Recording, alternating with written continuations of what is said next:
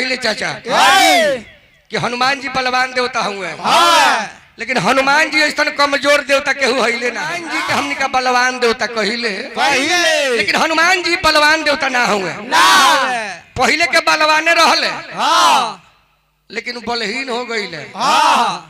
हनुमान जी ज्ञान शिक्षा लेवे खातिर पहिलका गुरु के उनका नाम रहे त्रिन बिंदु। वही त्रिन बिंदु का आश्रम पर गई रहले। राक्षस खानदान भी, रावण के भी वंशज लोग शिक्षा लेवे आई रहे ना जी। हाँ जी। एगो समय भइल बाबूजी की हनुमान जी के माता पिता, माता अंजना पिता केसरी अपना लड़का हनुमान जी के देखे खातिर आश्रम पर गइल बा लोग। रात्रि के समय बा, सब कोई भोजन करके सूतल बा। आई रक्षा सभा कोइले सन की बाहर से केवाड़ी लगा के आग धरा देले सन। आश्रम जब जरे लागल, हनुमान जी कहले कि ज्यादा में तो माइयो बाबूजी बटे लोग, गुरु गुरुआइन के संगे संगतियो लोग, सारा लोग मर जाई। जगह गाछ के थाला मारल जाला, हनुमान जी आश्रमवा के लेके आकाश में उड़ गईले। जब आकाश में गई तो गुरु जी की आंख खुल गई। उनका गुरु महाराज का बुझाइल कि कोनो राक्षस के काम हो। बस गुरु महाराज श्राप दिले कि जो भी ऐसा कार्य किया है मैं उसे श्राप देता हूं कि बलहीन हो जाए। हनुमान जी आश्रम ले धरती पर आ गईले। जब गुरु जी का ये बात के पता चलल कि हमनी के जान के रक्षा करे खातिर हनुमान आश्रम उठौले रहे, गुरु जी मन में बड़ा अफसोस कैले। कहले कि हे हनुमान, मिथ्या न जाए देव ऋषि बानी, श्राप देनी वापस तो ना होई, लेकिन हई वरदान ले लो। जब तहरा बोल के जरूरी पड़ी आ दोसर केहू तहरा बोल के प्रशंसा तो तू बलवान हो जाइबो। देखल गई कहवा कि जब ना बेरा सीता मैया के चोरा के रावण लेके चल गई बारे, समुद्र के तट पर नल नील अंगद जामवंत हनुमान जी पहुंचल बालू। लंका बाटे दक्षिण में। जटायु जी के भाई संपाति बतौले कि हाँ एगो विमान पर एगो औरत हाय राम हाय लखन विलाप करत जात रही है। उ विमान दक्षिण दिशा में गइल बा। अभी समुद्र के पार करो के सारा जना फेर में पड़ल बड़े। हनुमान जी वही चुपचाप बैठल बड़े। तो जामवंत जी के नजर पड़ल। तो जामवंत जी कहत रहे, रामायण में लिखल बा, तो उठहु पवन सुत करहु पयाना, अका चुप साधी रहेहु बलवाना। हनुमान जी बलवान हो गए समुद्र। तो हनुमान जी के प्रशंसा कइल तब हनुमान जी बलवान होले। वही हनुमान जी से कहे के बा, मैया अंजनी कुमार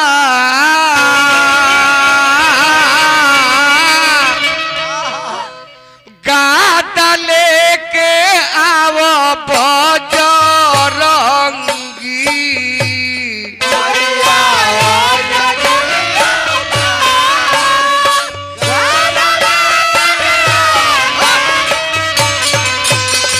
ए मैया अंजनी कुमार गाता लेके आवो बजरंगी।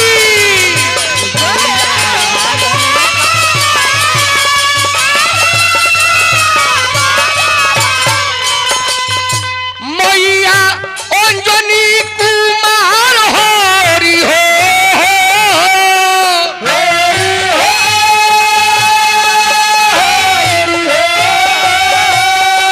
मैया अंजनी कुमार होरी हो।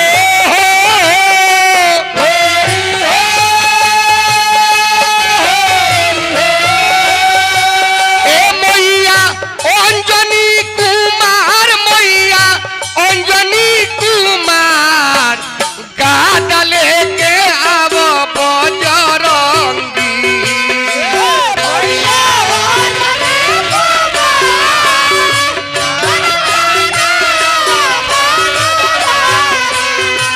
ए मैया अंजनी कुमार गादा लेके आवो बजरंगी।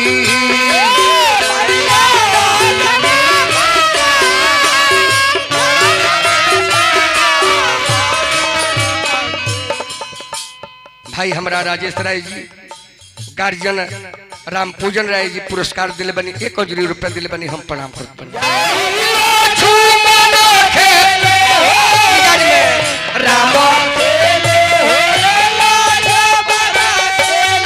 अरे लंका रावण खेले होरी लंका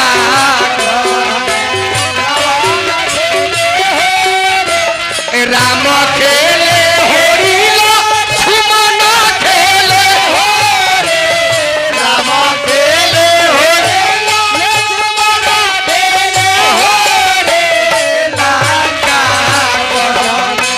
रावण खेले होरी लंका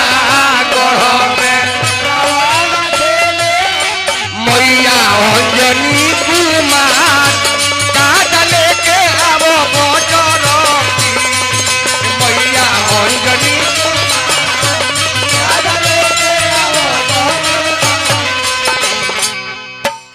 लाल शरीर राउर लाल बाल मोटावा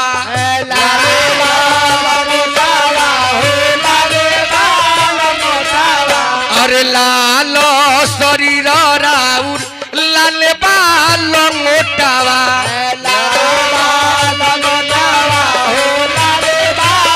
अरे लाल फल के करेलो आहार हो होरी ए बाबा लाल फल के करेलो आहार हो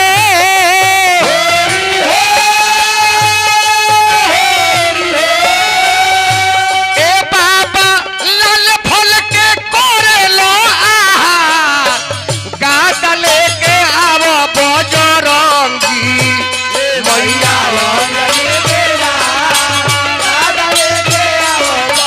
ए मैया अंजनी कुमार गादा लेके आवो बजरंगी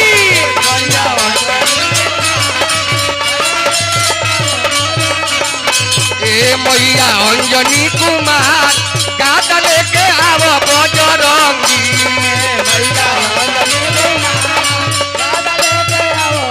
ए मैया अंजनी कुमार हरि हो ए मैया अंजनी कुमार हरि हो ए मैया अंजनी कुमार गादा लेके आवो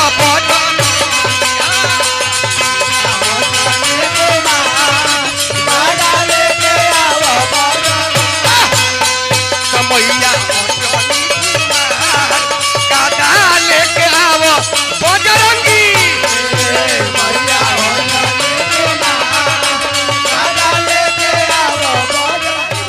सोना के लंका रहे रावण के भाई बोलो रावण के भाई सोना के लंका रहे रावण के भाई नहीं में दल हनुमान जी जराई बोलो फगुआ जब होई होली ना फगुआ होली तक गावल जाता कि रंग के नाम धो देहल जाता आ दूसरे फगुआ ए हटोला गा ले बार वो हटोला में जाए के बाद डार में ढोलक बना जाई आ रास्ता में बूढ़ऊ लोग चली तो झूमरा गावते चली उहे लया गइल ए जराए दी होले हो जराए दी होले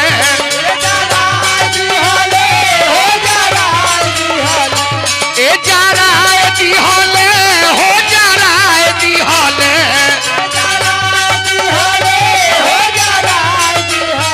तो हनुमत सोनावा के लंकावा जराए दी होले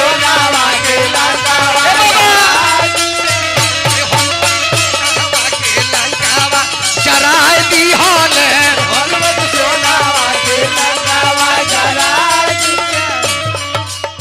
लंका जोर भले हो बगिया जोरले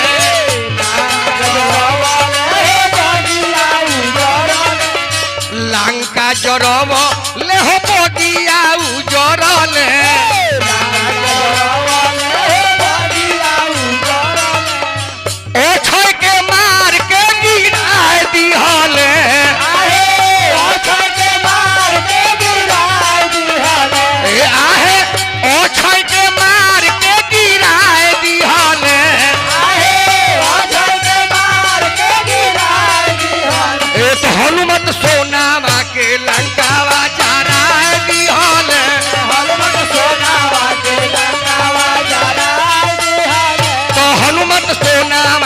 लंकावा जरा दिहल हनुमत सोनावा के लंकावा जरा दिहल एक हनुमत सोनावा के लंकावा जरा दिहल हनुमत सोनावा के लंकावा जरा दिहल हनुमत सोनावा के लंकावा हनुमत सोनावा के लाल सिया बर रामचंद्र की जय तसिया बर